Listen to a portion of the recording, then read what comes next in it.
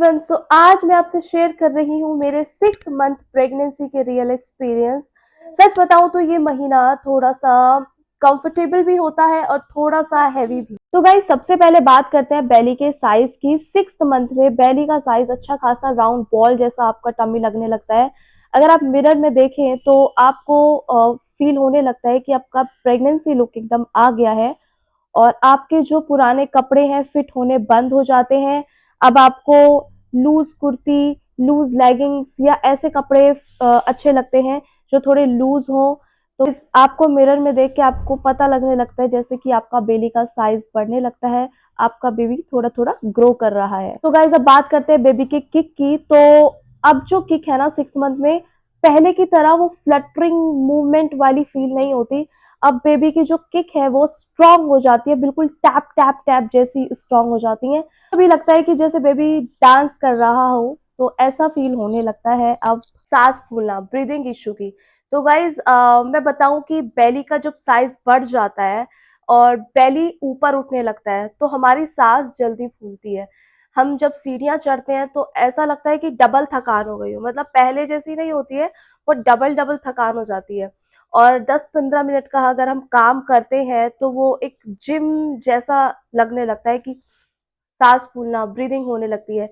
तो गाइज, ये नॉर्मल है क्योंकि बेली का साइज हमारा बढ़ता है, ऊपर उठता है, तो ब्रीदिंग लेने में थोड़ी थोड़ी दिक्कत होने लगती है और ये आगे और थोड़ी बढ़ जाएगी।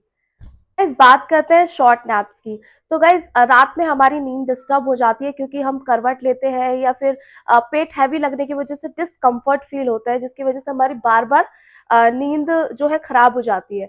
तो गाइस, मैं तो दोपहर को सोती थी थोड़ी देर के लिए, लेकिन जब दूसरा बेबी हो गया तो मेरा सोना उतना नहीं हो पाता था।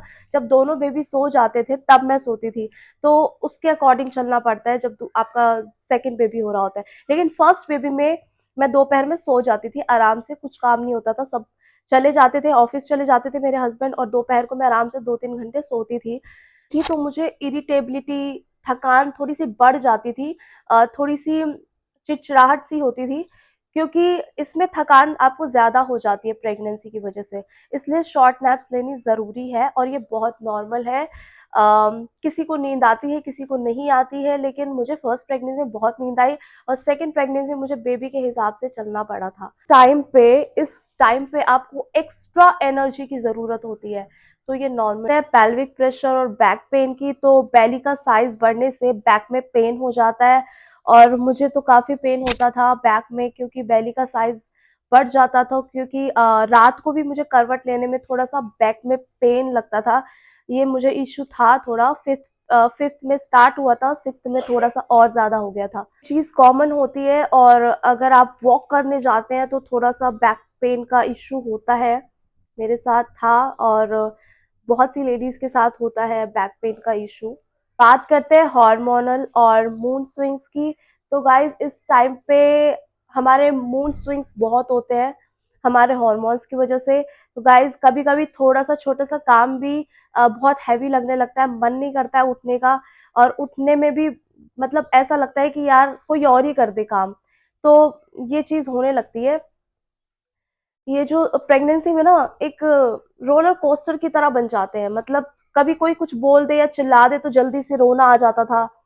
कोई कुछ कह दे तो मतलब बहुत जल्दी बातें लग जाती है। प्रेगनेंसी हॉर्मोन्स लिटरली एक रोलर कोस्टर बना के रख देते हैं एक लेडी को। तो ये चीज नॉर्मल है। बात करते हैं स्किन ग्लो और डिस्कम्फर्ट की। तो मेरी जो स्किन है इस टाइम पे ग्लो भी करती थी और कभी कभी पिगमेंटेशन भी लगती थी। गाइज, मेरी बेली पे जो लाइन थी लीनिया निग्रा की, जो पेट में सीधी सी लाइन आती है, वो डार्क हो गई थी। और जो एसिडिटी थी, जो गैस थी, वो मेरे को बनती थी, अभी भी चलती है, मतलब 6 मंथ में भी चल रही थी, स्पेशली रात को। गाइज, हार्टबर्न, जलन सीने में अभी भी होती थी, स्पेशली रात को सोते टाइम। करते हैं बेबी की शॉपिंग की एक्साइटमेंट। तो 6 मंथ में ऑनलाइन बेबी की शॉपिंग का एक्साइटमेंट स्टार्ट हो जाता है। ऑनलाइन क्लोथ्स, लोशन, टॉवल, ये सब चीजें, डायपर वगैरह सब चीजें ले ली जाती हैं, लेकिन मुझे लगता है कि ये सेफ नहीं होता है। 7 मंथ में सेफ होता है लेना, 6 मंथ में नहीं। बिकॉज अभी चीजें अप एंड डाउन होती हैं, तो 7 मंथ में फिर भी ठीक है, लेकिन हमारे यहाँ बोला जाता है कि बेबी की जो शॉपिंग है वो 9 मंथ में ही स्टार्ट करनी चाहिए या फिर डिलीवरी के बाद। वैसे डिलीवरी के बाद हम एकदम से कहाँ से लाए, बट अब हम लोग 9 मंथ में स्टार्ट करते हैं, उससे पहले नहीं करते। लेकिन सबके यहाँ का रूल अलग अलग होता है। अम, अपनी घर के अनुसार आप जिस मंथ में बेबी की शॉपिंग करते हैं उस मंथ में करिए। गाइस, बात करते हैं इमोशनल अटैचमेंट स्टार्ट होना। 6th मंथ में जब बेबी किक करता है तो रियलाइज होता है कि बेबी अच्छे से ग्रो कर रहा है। गाइस, 6th मंथ में बेबी की हर एक मूवमेंट एक अलग ही अटैचमेंट बनाती है, एक अलग कनेक्शन बनाती है। ऐसा लगता है कि जैसे बेबी आपसे बात कर रहा हो। गाइज, अगर आप भी 6 मंथ में हो और ओवर एक्साइटेड, ओवर टायर्ड या इमोशनल फील कर रहे हो तो गाइज ये नॉर्मल है। आपकी बॉडी बहुत चेंज के साथ गुजर रही है, तो इसीलिए थोड़ा रेस्ट लो और अच्छा खाओ, अच्छा पियो।